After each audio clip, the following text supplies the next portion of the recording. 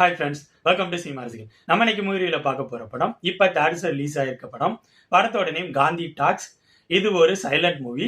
ஆக்சுவலாக சைலண்ட் மூவினா படத்தில் எந்த ஆக்டர்ஸும் பேச மாட்டாங்க, டைலாக்ஸ் அவங்களுக்கு எதுவும் இருக்காது. அவங்களோட ரியாக்ஷன்ஸ் அப்புறம் படத்தோட ஸ்க்ரீன் பிளே தான் நம்மகிட்ட பேசும். இந்த படத்தோட ஸ்டோரி என்னன்னா, விஜய் சேதுபதி மும்பையில் ஒரு சின்ன வீட்டில் தன்னோட அம்மாவோட இருக்காரு, ஏழ்மையில் இருக்காரு. அவருக்கு இறந்து போன அவரோட அப்பாவோட ஜாப் வரணும். அந்த ஜாப் அவருக்கு கிடைக்கணும்னா அவரு லஞ்சம் கொடுக்க வேண்டிய சூழ்நிலையில் இருப்பாரு. அது மட்டும் இல்லாம தன்னோட காதலியான அதிதிராவை அவர் மேரேஜ் பண்ணிக்கினாலும் ப்ராப்பரான ஜாப் பிளஸ் பணம் தேவை. இன்னொரு பக்கம் அரவிந்த் சாமி மிகப்பெரிய பணக்காரரா இருந்தவர். பட் இப்ப அவர்கிட்ட இருந்த பணம் எல்லாம் இல்லாம பெரிய கடனோட அந்த கடனெல்லாம் அடைக்கணும் அப்படிங்கிற மாரி ஒரு இக்கட்டான சூழ்நிலையில் இருப்பாரு. அவருக்கும் பணம் தேவைப்படும். பணம் தேவைப்படுற இந்த ரெண்டு கேரக்டரும் ஒரு புள்ளியில சந்திப்பாங்க.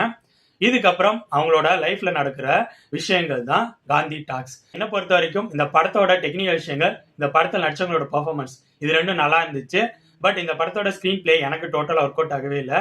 இந்த படத்துல எந்த கேரக்டரோடையும் என்னால கனெக்ட் ஆகவே முடியல. இதனால படத்தோட என்னால கனெக்ட் ஆக முடியல. அது மட்டும் இல்லாம இந்த படத்தை ப்ராப்பரான சைலண்ட் மூவியா எடுக்கலையோ அப்படிங்கிற மாதிரி தோணுச்சு. காரணம், ஆக்டர்ஸ் சின்ன சின்ன ரியாக்ஷன்ஸ்ல பண்ண வேண்டிய விஷயங்களை லென்த்தான டயலாக பேச முடியாம சைகையில காட்டினா எப்படி இருக்குமோ அந்த மாரியே நிறைய இடங்கள்ல பண்றாங்க. இதனாலேயே படம் நிறைய இடங்கள்ல சுவாரஸ்யம் இல்லாம எனக்கு போயிருச்சு.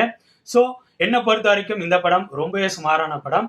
இந்த படம் இப்ப தேட்டர்ஸ்ல ரிலீஸ் ஆகி ஓடிட்டு இருக்கு. ஸோ என்னோட ரிவ்யூ பேஸ் பண்ணி முடிவு பண்ணிக்கோங்க, இந்த படத்தை பார்க்கலாமா வேணாமான்னு.